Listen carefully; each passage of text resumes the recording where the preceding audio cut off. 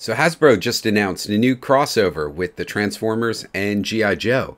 And this time it's an Striker. Super exciting. I'm real excited about this. So I wanted to make a video and talk about it. First of all, let's discuss the Striker. So I just love that toy. It holds more figures than a Vamp, and it looks like that Special Forces kind of scout buggy. It's also not that big, so the price can be reasonable. And they did just release the Striker not too long ago, so that kind of makes sense why they picked that. And we can also look at the first Transformer crossover, which is a H.I.S.S tank. The H.I.S.S tank was also released not too long ago, so in that way it kind of makes sense. And there's actually a classified scale model kit that's coming out for G.I. Joe. So, Strikers all around. But then there's the question of why Bumblebee. We all know it's because he's popular and well known. I mean, people are speculating or questioning that. But Bumblebee's got his own movie. In all the other movies, he's got a really big part. So it just kind of makes sense in that way.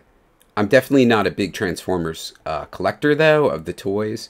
But I loved the cartoon when I was younger. Bumblebee was always the little guy, or I always saw him as the little guy.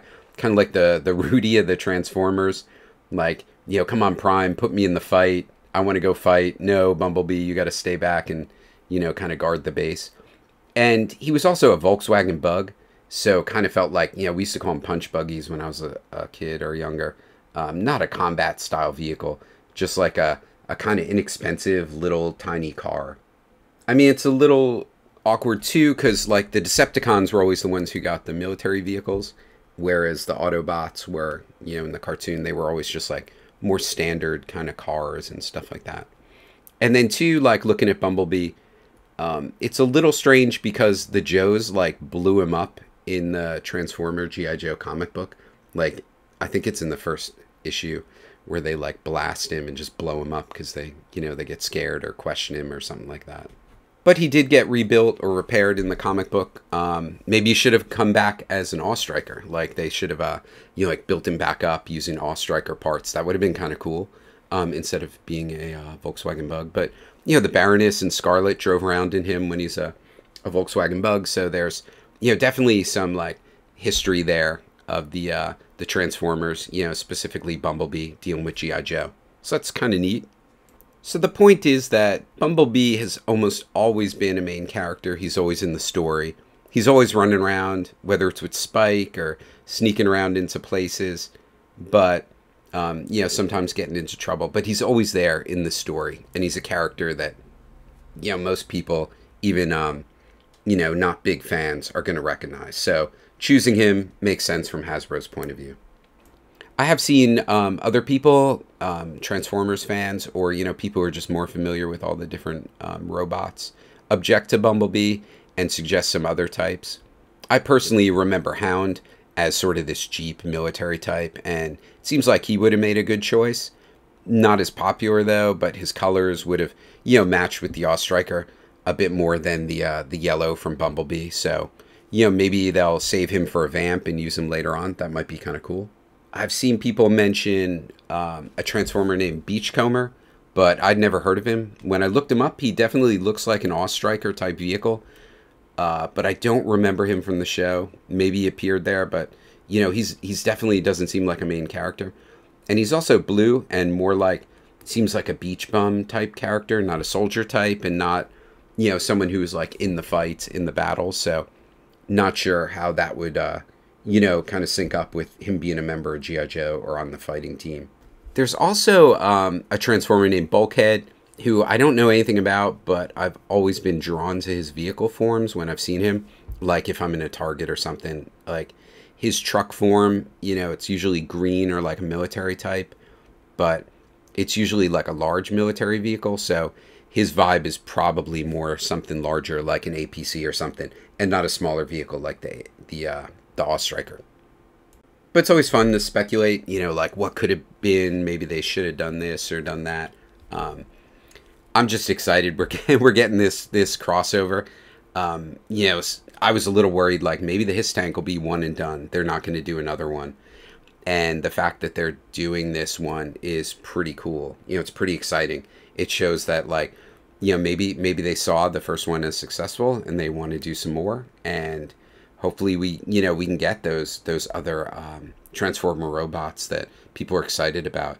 Could they do an Optimus Prime or Starscream would be so cool to see. So it's just fun to speculate, talk about that kind of, I did notice that it looks like Hasbro is pushing this as a Transformer thing more than G.I. Joe. This toy comes up under the Transformer heading, but not the G.I. Joe heading on the Hasbro Pulse website. That's not the case on places like I looked on Big Bad Toy Store, but you think on the Pulse website they'd put it under both categories. Maybe they can't because of the tech of their website or something, but maybe that doesn't matter because it's already sold out as well. So that's kind of a good sign though. But let's look at the toy. So the box art is great. I love the box art. I'm an artist myself, so I just love that stuff. Growing up, I wanted to be able to, I would draw Transformers or draw robots and G.I. Joes and, not understand like about airbrushes and just how did they get like such a cool look. I love that larger than life, like the robot like pushing forward, almost like it's jumping off the box, and that high-tech grid showing how futuristic this all is back in the 80s.